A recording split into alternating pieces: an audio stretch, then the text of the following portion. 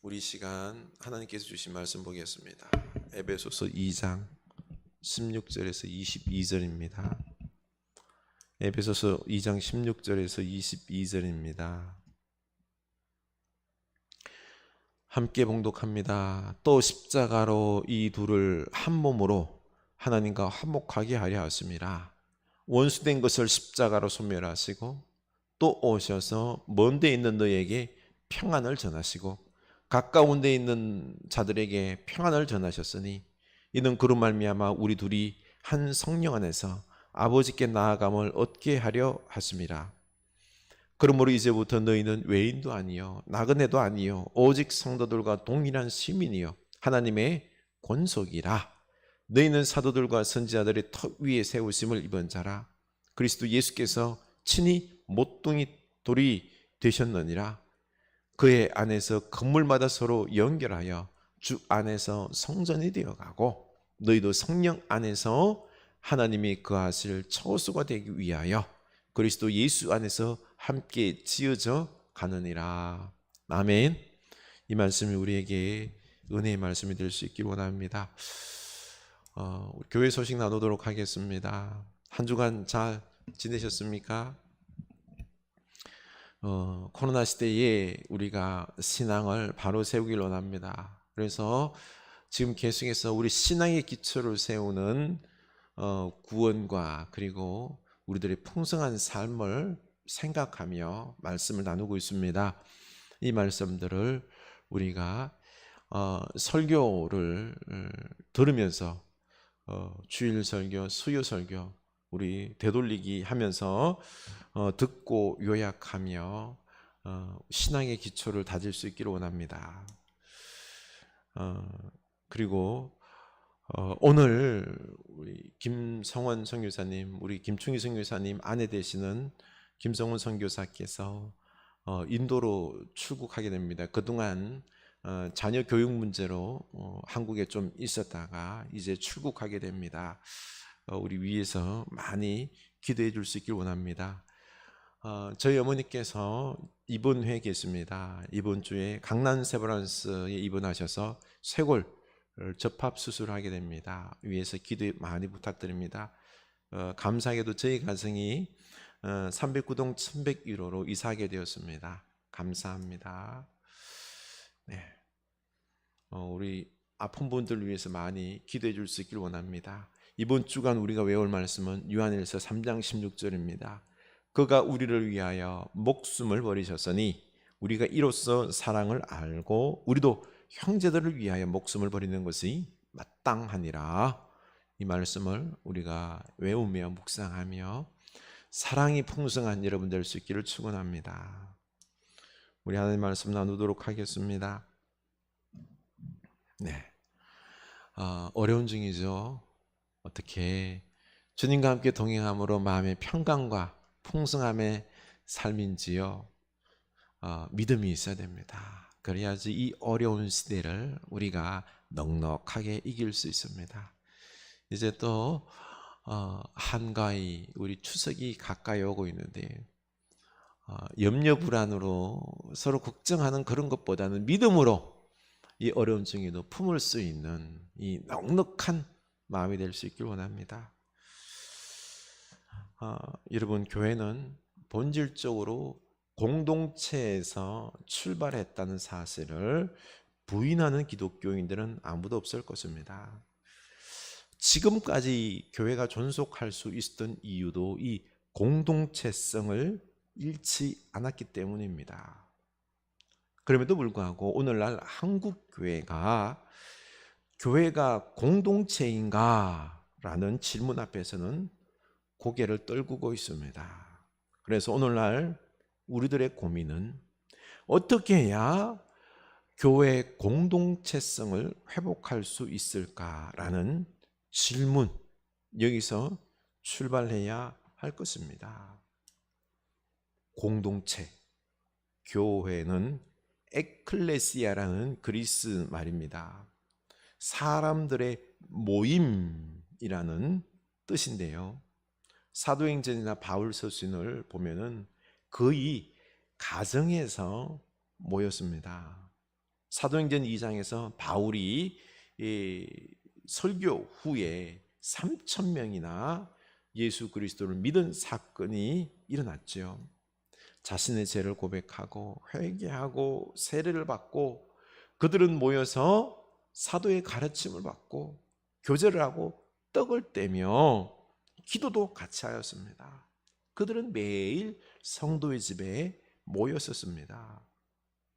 사도행전 2장 46절 이하에 보면은 가정에 모였을 뿐만 아니라 성전에서도 모였습니다. 성전에 모인 것은 성전은 유대인들의 정체성입니다. 그래서 그들은 한 마음과 열정을 가지고 매일 성전에 가서 하나님을 찬양하며 예배했던 거죠.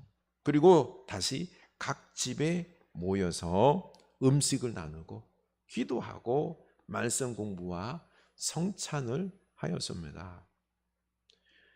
처음으로 교회에 건물이 등장한 것은 사실 처음부터 있었던 게 아니에요. 콘스탄틴 대제 4세기 때부터 건물이 생겨났던 것입니다. 그 전까지 공동체는 건물 없이 놀라운 성장과 부흥을 했던 것입니다.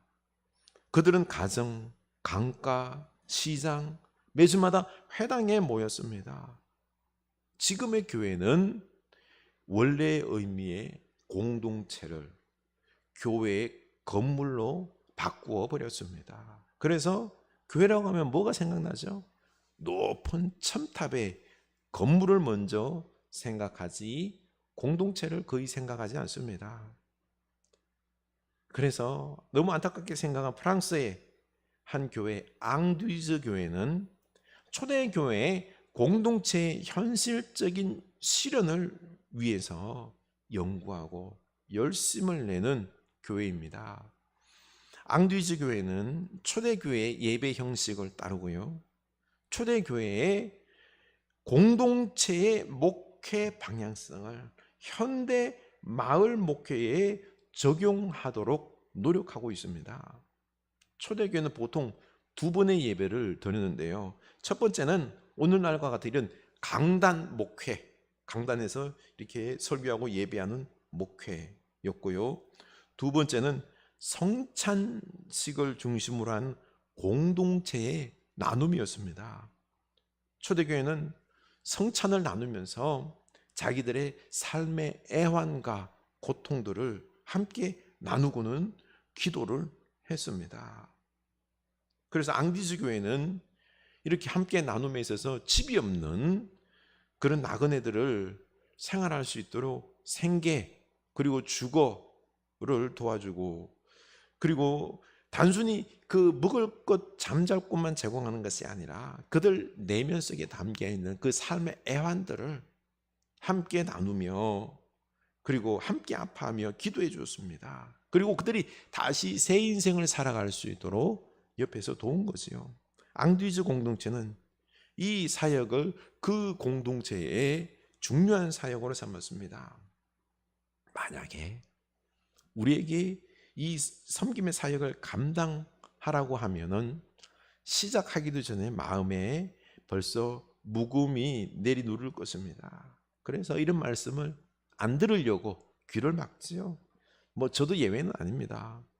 사실 너무 부담이 됩니다. 우리는 공동체보다 개인주의에 익숙해져 있고요, 자본주의의 경제관 속에서 부를 쌓는 것에 익숙해져 있지 나누는 것에 익숙해져 있지 않습니다. 바보나 하는 짓이다라고 생각을 하지요. 심지어는 열심히 일해서 부를 쌓는 것보다 투기를 전해서 일확천금을 얻으면 참 그 사람 능력 있다라고 말까지 합니다. 이런 상황에서 초대 공동체를 이야기하며 함께 나누라고 하면은 이것은 우리들의 기존 생각과 부딪히게 됩니다. 그래서 싫어하는 것이 아닐까요? 그러나 초대교회 성도들은 각각의 집에 모여서 하나님을 예배하고 찬양하고 기도하고 말씀을 배우고 음식을 나누고 격려하고 서로 돕기 위해 모였습니다. 그 방식이 거대하고 타락한 로마 제국을 무너뜨린 원동력이었습니다. 이게 공동체의 능력인 것입니다. 공동체는 함께 살아가는 생명이요 능력인 것입니다. 공동체를 추구해야 됩니다. 그래서 오늘날 코로나 시대에는 절대적으로 공동체 의식이 필요합니다. 과학과 기술의 발달로 우리는 더더욱 가까워져 있고요. 온 자연 생태계가 지금 이제는 하나로 살아 움직이는 생태 공동체라는 느낌이 확 들어왔지 않습니까? 여러분, 드 아이시아 N의 편집장 비비안 라이츠 씨가 코로나 바이러스가 인류에게 보내는 편지라는 칼럼을 썼습니다. 내용은 이렇습니다. 지구가 속삭였지만 듣지 않았습니다. 지구는 비명을 질렀지만 당신들은 무시했습니다. 그래서 나는 태어났습니다. 나는 당신들을 벌주기 위해 태어난 것이 아닙니다. 당신들을 깨우기 위해서입니다. 지구는 간절하게 도움을 청했습니다. 대규모 홍수에도 당신들은 듣지 않았습니다. 불타는 산과 들에도 당신들은 듣지 않았습니다. 강한 허리케인과 무서운 토네이도에도 당신들은 듣지 않았습니다. 당신들은 여전히 지구에 귀 기울이지 않았습니다. 해양 오염으로 바다 생물들이 죽어가도 놀라운 속도로 녹는 빙하, 극심한 가뭄에도 당신들은 지구가 얼마나 심하게 병들어 가고 있는지에 관심을 기울이지 않았습니다. 전쟁에 끊이지 않고 탐욕도 멈추지 않았습니다. 당신들은 그저 당신들만의 삶을 살아가고 있습니다. 서로 간의 증오가 심해져도, 그래서 매일매일 수많은 생명이 살해를 당해도 지구가 말해주는 것에 관심을 두기보다는 최신 아이폰을 얻는 것에 더 중요했습니다. 그러나 이제 내가 여기 있습니다. 나는 세상을 그 길에서 멈추겠습니다. 마침내 나는 당신들이 듣도록 만들었습니다. 나는 당신들을 피난처로 인도했고 더 이상 물질적인 것에만 집중하지 못하게 만들었습니다. 이제 당신은 지구와 같은 모양이 되었습니다. 이제 당신의 유일한 걱정은 생존입니다. 기분이 어떻습니까? 불타오르는 지구처럼 나는 당신에게 고요를 줍니다. 대기 오염으로 활동하는 지구처럼 나는 당신들의 숨쉬기 힘들게 만들었습니다. 매일 생명력을 잃어가는 지구처럼 당신들 또한 매일 약해지고 있습니다. 나는 당신의 안락한 일상을 당신들이 즐기던 나들이도 빼앗았습니다. 그 모두는 당신들이 지구의 고통을 잊어버리고 행했던 것들입니다. 이제 나는 세상을 멈추게 만들었습니다. 당신들은 이제 무엇이 인생에서 가장 중요한 것인지를 더 많은 시간을 들여 생각하고 있습니다. 다시 말하지만 나는 당신들을 벌주기 위해 여기 온 것이 아닙니다. 나는 당신을 깨우기 위해 여기에 왔습니다. 이웃을 사랑하세요. 지구와 지구의 모든 생물을 돌보세요. 모든 만물의 근원이신 창조주를 신뢰하기 시작하세요. 당신들이 그렇게 하지 않는다면 나는 다시 돌아올 수 있습니다. 그리고 그때는 지금보다 훨씬 강력한 모습일 것입니다. 코로나 바이러스 드림. 우리는 이제 사람들만이 아니라 온 자연 생물들까지 이웃 공동체로 생각하며 함께 살아가야 합니다. 이래야 우리는 생존할 수 있는 절박함에 처했습니다. 공동체를 이루는 것만이 살 길입니다. 예수를 믿는다는 것은 바로 그리스도 안에서 새로운 공동체에 속하게 된다는 뜻입니다. 바로 삼위일체 하나님과 연결이 되고 또 예수님 안에서 모든 성도들이, 우리 성도들이 하나로 연결되는 공동체가 된다는 것입니다. 예수를 믿는 순간 이런 생명으로 연결이 이루어지는 거지요. 에베소서 2장 10절이죠. 우리는 하나님의 작품입니다. 선한 일을 하게 하시려고 하나님께서 그리스도 예수 안에서 우리를 만드셨습니다. 하나님께서 이렇게 미리 준비하신 것은 우리가 선한 일을 하며 살아가게 하시려는 것입니다.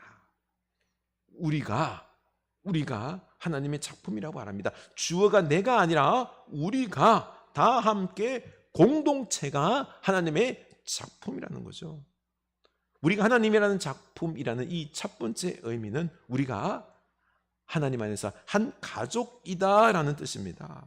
하나님을 아버지로 모시고 서로 관계가 없던 사람들이 형제, 자매가 되어 가족이 되어 있습니다. 에베소서 2장 19절이죠.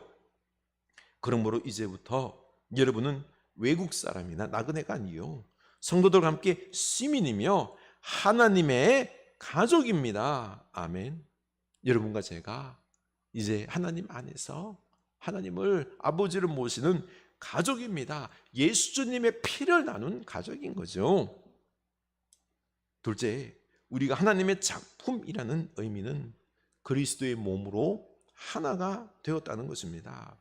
2장 16절, 원수된 것을 십자가로 소멸하시고 이 둘을 한 몸으로 만드셔서 하나님과 화해시키셨습니다.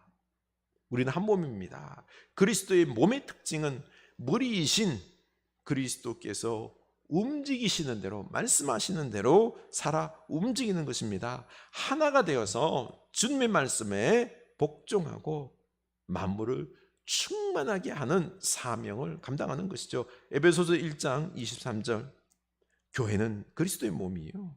만물 안에서 만물을 충만하게 하시는 분의 충만입니다. 아멘. 우리는 만물을 충만하게 해야 되는 충만입니다. 지금 허무에 굴복하고 탄식하고 있는 이 세상을 회복시켜야 합니다. 주님과 함께 개개인을 회복하고, 그리고 사람들 사이의 관계를 회복하고, 우리 사회를 회복하고, 문화를 회복하고, 자연 생태계를 회복해야 합니다. 셋째, 우리가 하나님의 작품이라는 의미는 우리가 성령의 전이라는 것입니다. 에베소서 2장 21절에 보면 그리스도 안에서 건물 전체가 서로 연결되어서 주님 안에서 자라서 성전이 됩니다.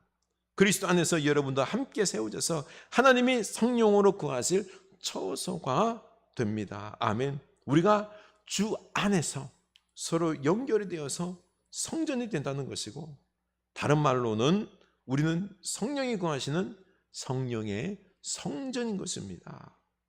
성전이기 때문에 하나님께 예배하기 위해 모인 공동체입니다. 그리고 주님 안에서 자라가고 함께 세워져서 성전이 되어 가는데, 바로 새하늘과 새 땅, 새 예루살렘이 성전으로 우리가 세워져 가게 된다는 것입니다. 그곳에서 우리 주님과 함께 영원히 거하는 거죠. 이미 우리는 하나님의 공동체가 되어 있어서 더욱 사랑하는 가족, 더욱 장성하여 세상을 변화시키는 그리스도의 몸, 더욱 깊은 예배를 드리는 성령의 전이 되어가고 있습니다. 우리 기독교는요, 두의 종교가 아니라 둔의 종교입니다. 바로 이미 이루어진 것을 바탕으로 하는 종교를 하는 거죠. 우리가 무엇을 잘해서 막 이루려는 것이 아니라 하나님이 이미 우리 안에 이루어 놓으셨습니다. 이 이루어 놓은 기초를 통해서 살아가는 거죠. 그래서 하나님은 교회 공동체를 통해서 이 세상으로 공동체를 회복시켜 나가실 것입니다. 우리는 그리스도의 다스림 앞에 책임감 있게 감당할 때 이 땅의 생명체들이 다시 회복이 될 것입니다. 주님의 다스림 아래에 살아가는 가장 중요한 원리가 무엇인지 아십니까? 우리가 이걸 알고 제대로 배우고 누리고 실천한다면 교회 공동체와 이 세상은 살아날 것입니다. 그 원리는 다름 아닌 형제 사랑입니다. 하나님 만드신 아름다운 공동체가 깨지고 그 속에 있는 사람들의 관계가 깨져서 고통을 받고 있지요. 형제를 사랑하는 공동체가 될 때 하나님의 사랑을 드러내고 다시 회복되는 역사가 있게 된다는 거죠. 요한일서 3장 14절이죠. 우리가 이미 죽음에서 생명으로 옮겨갔다는 것을 우리는 압니다. 이것을 아는 것은 우리가 형제 자매를 사랑하기 때문입니다. 사랑하지 않는 사람은 죽음에 머물러 있습니다. 아멘. 우리가 공동체가 이미 죽음에서 생명으로 옮겨갔습니다. 그래서 우리가 영원한 생명이 있다는 것을 형제 사랑으로 알 수 있다라는 거죠. 어떻습니까? 형제를 사랑하십니까?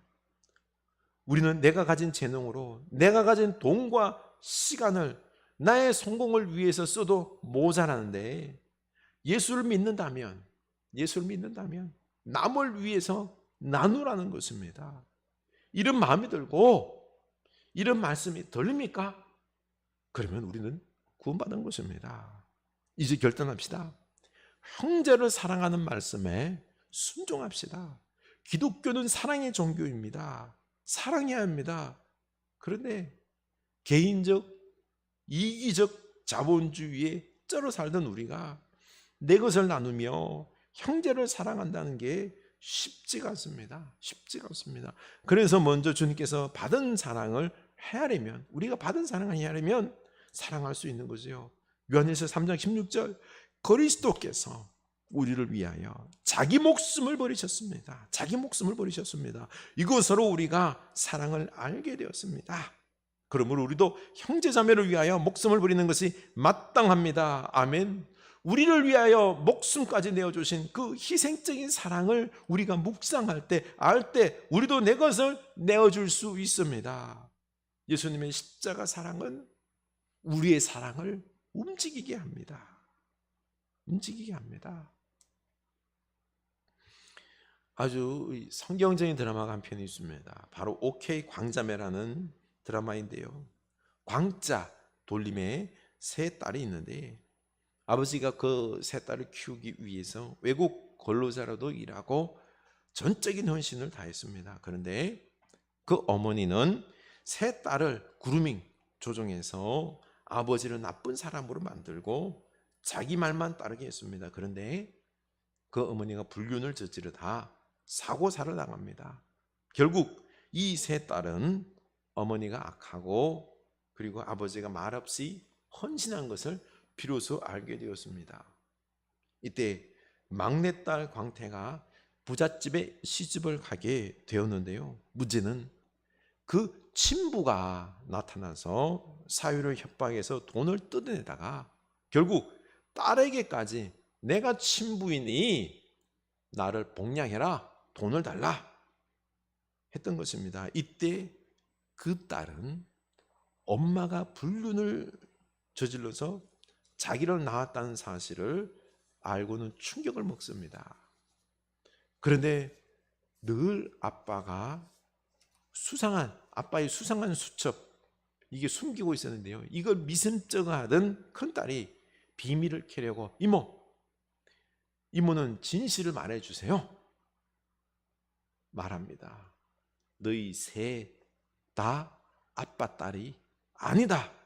모두가 충격에 빠졌습니다. 그 아빠가 늘 하는 말이 있습니다. 아닌 건 아닌겨. 이건 아니라고 봐. 딸과 가족들과 이웃들이 하는 행동들이 악합니다. 이때 이건 아니라고 봐 하며 꾸중도 하고 달래기도 하지만 결국 말을 듣지 않습니다. 결국 큰 사고가 터지고 자기들의 잘못을 알았을 때 그럼에도 사랑으로 그들을 품습니다. 그 썩어 문드러진 마음을 일기로 풀어내고 결국에는 그들을 사랑으로 품었던 거죠. 이렇게 아내의 불륜으로 낳은 아이들을 자기 자식으로 사랑하며 키웁니다. 그리고 또 이들이 결혼을 하고 상처 많고 죄악을 일삼던 사람들이 한 가족이 되어서 또 회복되는 이 가족 드라마입니다. 아주 성경적인 내용이에요. 죄악으로 망가졌던 영혼들을 사랑으로 회복시키고 세워가는 것입니다. 이렇게 상처받고 죄악되고 모난 사람들이 이런 사랑의 공동체에 들어와서 치유받고 훈련받고 건강하게 세워져 가는 것입니다. 생명의 사랑의 공동체가 없으면 그들의 돌봄을 받지 못합니다. 사랑은 훈련하고 배우는 것입니다. 그냥 뚝 떨어지는 게 아닙니다. 갈라디아 교인들이 바울의 속을 썩여도 사랑으로 다 감싸안습니다. 바울은 육체의 약함, 눈에 안질 있고 말도 좀 어눌합니다. 그럼에도 바울이 전한 복음을 그들은 받아들였습니다. 갈라디아 4장 14절에 보면 너희를 시험하는 것이 내 육체에 있어되 이것을 너희가 업심여기지도 아니하며 버리지도 아니하고 오직 나를 하나님의 천사와 같이 또는 그리스도의 예수와 같이 영접하였도다. 너희가 할 수만 있었더라면 너희의 눈이라도 빼어 나에게 주었으리라. 아멘. 유대 거짓 교사들에게 속아서 바울을 비난하고 율법주의를 따르지만은 예전에는 이 아픈 몸으로 복음을 전해도 갈라디아 교인들이 잘 들었습니다. 능력 있는 예수님께서 병도 고쳐주셨는데 왜 바울 당신의 그 눈병을, 그 아픔을 고쳐주시지 않습니까? 이렇게 시험될 수도 있겠지만은 그렇지 않고 도리어 버리지 아니하고 천사처럼 예수님처럼 섬겼다라는 것입니다. 심지어는 자기 눈까지 빼주려는 사람도 있었습니다. 형제 사랑으로 이렇게 갈라디아 교인들과 바울들은 하나가 되었었던 것입니다. 그런데 갈라디아 성도들이 이 율법주의에 속아서 자유를 잃은 채 바울에게 대들고 있습니다. 그래서 참된 믿음의 길로 이끌기 위해서 바울은 마음이 아프겠지만 바른 소리를 행하면서 바른 신앙으로 이 갈라디아 교인들에게 계속해서 이야기하며 이끌고 있습니다. 사랑하기 때문에 그런 것입니다. 이런 사랑의 공동체 속에서 모난 성격, 잘못된 믿음들이 둥그러지고 성숙해지고 강해지고 지혜로워지는 것입니다. 이런 사랑의 공동체가 지금 우리에게는 아주 필요합니다. 우리가 이런 사랑의 공동체를 이루어야 됩니다. 우리 형제 사랑으로 우리 공동체를 이룹시다. 우리는 지금 과학과 기술의 발달로 한층 더 가까워졌습니다. 각종 SNS와 가상현실 속에서 만나는 메타버스 시대가 도래하면 우리는 더욱 가까워질 것입니다. 중요한 것은 이렇게 기술을 통하여서 우리가 가까워진다 해서 공동체가 되는 게 아닙니다. 형제 사랑이 진실함으로 사랑하는 마음이 있을 때 공동체가 되는 것입니다. 이 사랑의 순종이 있을 때 먼저 가정이 살아납니다. 우리 교회 공동체가 회복되어서 이 세상에 복음을 전하고 지구온난화로 파멸해가는 이 생태계를 살려야 합니다. 살려야 합니다. 우리 형제 사랑으로 공동체를 회복할 수 있기를 원합니다. 찬양합시다. 너 예수께 조용히 나가 내 모든 짐 내려놓고 주 십자가 사랑을 믿어 죄 사함을 너 받으라. 주 예수께 조용히 나가 내 마음을 쏟아놓으라. 늘은 미리 보시는 주님 그 은혜를 베푸시리. 주 예수의 은혜를 입어 내 슬픔이 없어지리. 내 이웃을 늘 사랑하여 너 받은 것 거저주라. 주 예수를 친구로 삼아 늘 내 옆에 모시어라. 그 영원한 생명샘 물에 내 마름 못 죽이어라. 너 주님과 사귀어 살면 새 생명이 넘치리라. 주 예수를 찾는 이 앞에 참 밝은 빛 비추어라. 주 예수께 조용히 나가 내 마음을 쏟아놓으라. 느릅미리 보시는 주님 그 은혜를 베푸시리. 아멘. 주님께서 우리를 구원하시고 교회로 이끄셨습니다. 우리는 성삼위 하나님과 하나로 연결되어 있습니다. 예수 그리스도의 피가 흐르고 있습니다. 예수 그리스도 안에서 우리 교회 안에서 한 몸으로 한 형제 자매가 되었습니다. 이제 그 십자가 사랑으로 우리가 서로 사랑하면서 서로를 세워줘야 됩니다. 우리가 서로 사랑할 때, 서로 세워줄 때 사랑으로 풍성하고 강해지고, 그리고 또한 성숙해지고 지혜로워지고 강건해져서 우리가 우리 가정을 살릴 수 있습니다. 우리 이웃을, 온 생태계를 살릴 수 있습니다. 사랑의 공동체가 오늘날 이 사회를 살릴 수 있습니다. 주여, 우리가 사랑이 부족합니다. 우리에게 사랑을 주옵소서. 우리 기도합시다. 결단합시다. 하나님 아버지, 우리가 주님의 사랑의 백성입니다. 하나님, 예수 십자가 사랑으로 우리가 이제는 주님 안에서 하나가 되었는데, 하나님 기도하옵나니 우리에게 역사하여 주셔서 우리 사랑이 충만하게 하여 주시옵소서. 주님의 십자가 사랑이 있게 하여 주시옵소서. 하나님, 우리 가정 속에서 먼저 이 사랑이 이루어지길 원합니다. 예수 그리스도의 십자가 사랑 우리가 배우게 하옵소서. 그 사랑을 잠기게 하여 주시옵소서. 우리가 받은 은혜를 우리가 헤아리게 하여 주시옵고, 우리를 묵묵히 사랑하셨고 끝까지 용서하셨고, 우리를 찾아와서 다시 일으켜 세워주시고, 다시 용서하여 주시고, 다시 말씀하여 주시고, 다시 용기시켜 주시고, 은혜 베푸신 우리 하나님, 그 다시 주시는 그 사랑으로 하나님, 우리가 자녀들을, 손주들을 사랑하며 이 가정을 세울 수 있게 하여 주시옵소서. 하나님, 사랑의 공동체 안에서, 말씀의 공동체 안에서 우리 영혼들이 함께 그 마음을 나누며, 그 아픔을, 그 고통을 나누며 함께 중보하며 세워져가는, 그리고 이 사회와 온 생태계의 아픔을 함께 공유하며 함께 우리가 사랑의 행동들로 이어질 수 있도록, 생태의 돌봄의 행동들이 절대적으로 필요합니다.